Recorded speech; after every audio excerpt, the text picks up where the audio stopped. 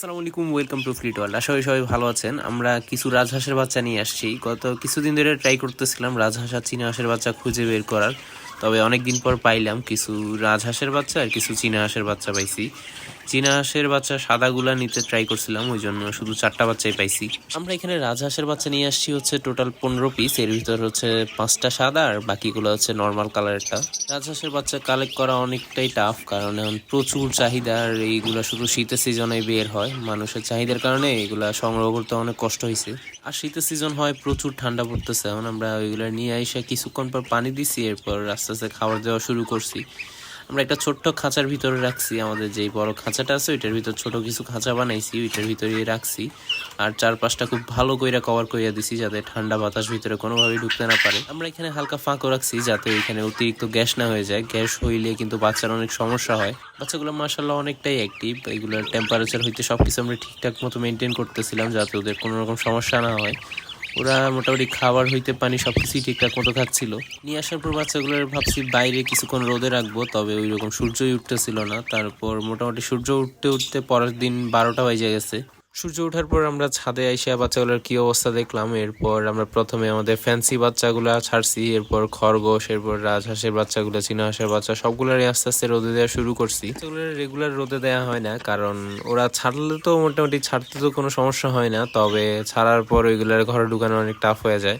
তো ছাদ অনেক বড়, তবে ছাদ থেকে নামে না, তবে ছাদে অনেক দৌড়াদৌড়ি করে ওদেরকে ধরতে হয়। আমরা চীনা হাঁসের বাচ্চা আর রাজহাঁসের বাচ্চাগুলো আস্তে আস্তে নিয়ে আসা শুরু করছি।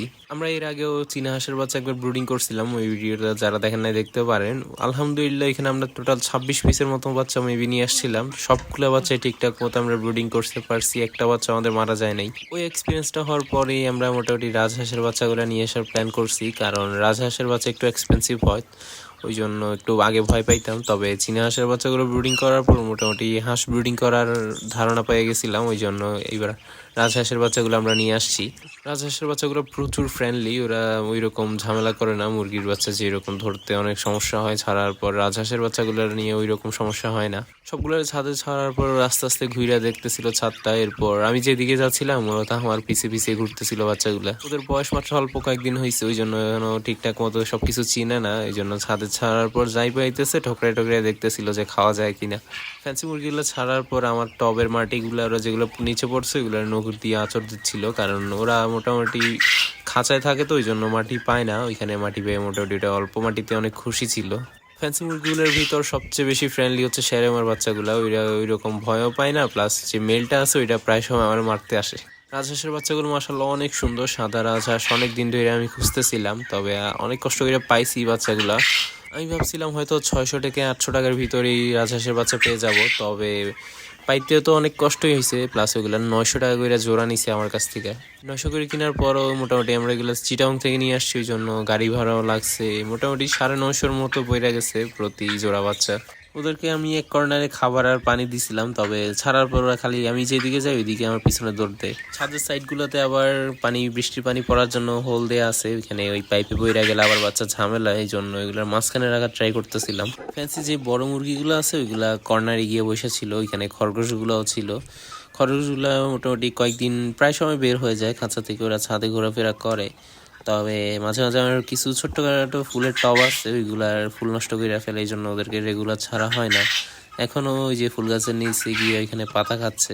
এই বাগান বিলাস ফুল গাছগুলা আমি গত বছর নিয়ে আসছিলাম, এগুলো অনেক ছোট ছিল, তবে মাশাআল্লাহ এখন অনেক বড় হয়ে গেছে, অনেক মোটামুটি 4-5 গুণ বড় সাইজ হয়ে গেছে। ফুল গাছগুলো নিয়ে আসার পরে প্রথমেই ওরা এই পরিমাণে ফুল দিছে, এর আগে এত বেশি ফুল হয় নাই। আর আমাদের কাদাকনাথের যে কালো মুরগির বাচ্চাগুলো আছে ওইগুলোরও কিছুক্ষণ ছাড়লাম, তবে ওইগুলোর একটা খাঁচার ভিতর রাখছি, যেহেতু ওরা নতুন ছাড়ছি আর ওরা সবসময় বক্সের ভিতরেই থাকে, এই জন্য আর কি। ওগুলো প্রচুর অ্যাক্টিভ, ওই জন্য লাফ দিয়ে ছাদ থেকে পড়ে যাইতে পারে, এই জন্য খাঁচাটার ভিতরে রাখছি কিছুক্ষণ। আচ্ছা, হাঁসের বাচ্চাগুলো তো সবসময় পিছনে পিছনেই ঘুরতেছে, ওদের এখন শুধু ব্রয়লার স্টার্টারটাই খাওয়াচ্ছি আমরা।